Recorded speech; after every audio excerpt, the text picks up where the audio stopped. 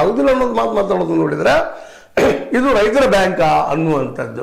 ಯಾಕಂದ್ರೆ ಒಂದು ಎಕರೆ ಭೂಮಿ ಕಿಮ್ಮತ್ತು ಇವತ್ತು ನೀರಾವರಿ ಭೂಮಿ, ಅದು ಕಬ್ಬಿ ಕೊಡ್ತೀವಿ ನೀವೆಲ್ಲನೂ, ನೀರಾವರಿ ಭೂಮಿ ಕಿಮ್ಮತ್ತು ಹೆಚ್ಚು ಕಡಿಮೆ 1 ಕೋಟಿ ಸಮೀಪ ಆಗಿದಾವೆ ಇವತ್ತು. ಬೇಡ 70-80 ಲಕ್ಷ ಆಗಿದಾವ. ಅದನ್ನ 1 ಲಕ್ಷ ಕೊಡ್ಲಿಕ್ಕೆ ನಿಮ್ಗೆ ಆಗುವುದಿಲ್ಲ ಸಾಲ ಅಂದ್ರೆ ಯಾರಿಗೆ ಕೊಡ್ತಾ ಇದ್ರಿ? ಇಲ್ಲ ಶೂನ್ಯ ಬಡ್ಡಿ ದರದಲ್ಲಿ, ಶೂನ್ಯ ಬಡ್ಡಿ ಪ್ರಶ್ನೆ ಇಲ್ಲ. ಸೆಂಟ್ರಲ್ ಗೌರ್ಮೆಂಟು ಸ್ಟೇಟ್ ಗೌರ್ಮೆಂಟು ದುಡ್ಡು ಹಾಕ್ತಾರೆ, ಅದು ಸೆಂಟ್ರಲ್ ಗೌರ್ಮೆಂಟ್ ನಬಾರ್ಡ್ ಎಲ್ಲ ಕೊಡ್ತಾರೆ. ಅದು ಅವ್ರು ಬಡ್ಡಿದು ಮುಗ್ಕೊಳ್ತಾರೆ. ನೀವು ಸಾಲ ಕೊಡೋದು ಸಾಲ ವಸೂಲಾತಿ ಮಾಡ್ಕೊಳ್ಳೋಂಥದ್ದು ಇದು ಸಾಧ್ಯ ಇಲ್ವ ಅಂತ ಪ್ರಶ್ನೆಗಳು ಹೇಳ್ತಿದ್ದಾವೆ. ಒಟ್ಟಾರೆಯಾಗಿ ಆ ನಡೆದಂಥ ಮೀಟಿಂಗ್ನಿಂದಾಗೆ ಒಂದೊಂದು ಸ್ಪಷ್ಟ ಆಗ್ತದೆ. ಸ್ವತಃ ಅಲ್ಲೇ ಇವರು ಬದಿ ಕೊಡ್ತಂಥ ಕಾಗೆ ಅವರು ಯಾವುದೇ ಸಂದರ್ಭದಲ್ಲಿ ಒಂದಿಷ್ಟು ಅಂದಿರ್ಬೋದು ರಬ್ಬರ್ ಸ್ಟಾಂಪ್ ಇವರು ಅಂತೇಳಿ, ಅದನ್ನು ಪ್ರೂವ್ ಮಾಡುವಂಥ ಕೆಲಸ ಅಲ್ಲೇ ಆ ಮೀಟಿಂಗ್ದಲ್ಲಿ ಆಯಿತು ಅಂತೇಳಿ ಭಾಳ ಟೀಕಾಕಾರರು, ಕಾಮೆಂಟ್ಗಾರರು ಅದ್ರ ಮೇಲೆ ಕಾಮೆಂಟು ಮಾಡಿದ್ದಾರೆ.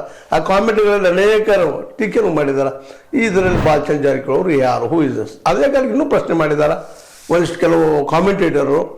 ನೀವು ಇಷ್ಟೆಲ್ಲ ಮಾತಾಡುವಂಥವ್ರು, ನೀವು ನಿಮ್ಮ ಘನಪ್ರಭಾ ಶುಗರ್ ಫ್ಯಾಕ್ಟ್ರಿಗೆ ಲೋನ್ ತೊಗೊಂಡಿದ್ದರ ಬಗ್ಗೆ ಯಾಕೆ ಮಾತಾಡಲಿಲ್ಲ ಅನ್ನುವಂಥ ಮಾತನ್ನು, ಯಾಕೆ ಇಲ್ಲಿವರೆಗೆ ಅದು ಮುಗಿಸ್ಲಿಕ್ಕೆ ಆಗಲಿಲ್ವಾ, ಏನಿದ್ರೆ ಡೆವಲಪ್ಮೆಂಟು ಅದ್ರ ಬಗ್ಗೆ ಯಾಕೆ ಮಾತಾಡಲಿಲ್ಲ? ನಿಜವಾಗಿ ನೀವು ಪ್ರಾಮಾಣಿಕವಾಗಿ ಮೊದಲು ಅದನ್ನು ಮಾತಾಡ್ಕೊಂಡು ಹೋದ್ ಮಾತಾಡಿದ್ರು ಒಳ್ಳೇದಿತ್ತು ಅನ್ನೋಂಥ ಮಾತುಗಳು ಕೇಳಿ ಬಂದಾವೆ. ಒಟ್ಟಾರೆಯಾಗಿ ಈ ಎಲ್ಲ ಘಟನೆಗಳಿಂದಾಗೆ, ಈ DCC ಬ್ಯಾಂಕ್ ಮೀಟಿಂಗ್ನಿಂದಾಗೆ ಒಂದು ಕ್ಲಿಯರ್ ಆಗಿದೆ, ಬಾಲಚಂದ್ರ ಜಾರಕಿಹೊಳಿ ಅವರು ಯಾರು ಅನ್ನೋದು ಮೊದಲೇ ಪ್ರಶ್ನೆ. ಎರಡದಾಗಿ ಘನಪ್ರಭಾ ಶುಗರ್ ಫ್ಯಾಕ್ಟ್ರಿಯ ಒಂದೇನು ಲೋನ್ ತೊಗೊಂಡಿದ್ರಿ DCC ಬ್ಯಾಂಕ್ನಿಂದ ಅಂತ ಏನದ ಅದ್ರಲ್ಲಿ ಕ್ಲಿಯರೆನ್ಸ್ ಆಗಬೇಕಾಗಿತ್ತು.